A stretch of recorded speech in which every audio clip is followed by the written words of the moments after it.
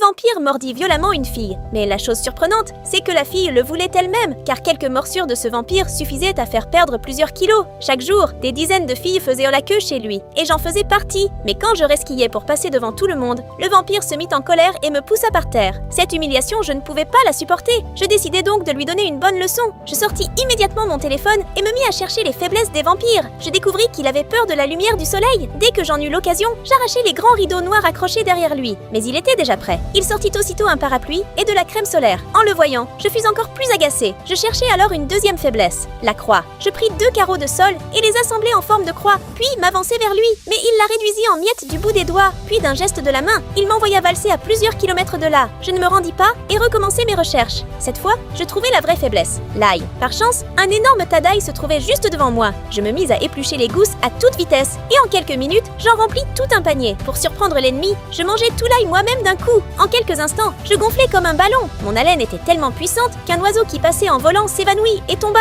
En voyant ça, ma confiance revint. Je me rendis directement au château du vampire. En me voyant toute ronde, il tomba sous mon charme au premier regard. Sans réfléchir, il se rua vers moi et me mordit. Mais dès qu'il mordit, l'odeur âcre de l'ail monta jusqu'à sa tête. Son visage se déforma. Son corps se tordit de façon bizarre et il se mit à se tordre de douleur. Je ne lui laissai pas une seule seconde pour se reprendre. Je l'enfermai immédiatement dans une solide cage. Désormais, il sera prisonnier à vie et ne pourra jamais échapper à mes griffes. La meilleure arme contre un vampire, c'est un panier d'ail et une bonne cage. Si tu aimes ta maman, like cette vidéo, abonne-toi et écris « J'aime maman » en commentaire.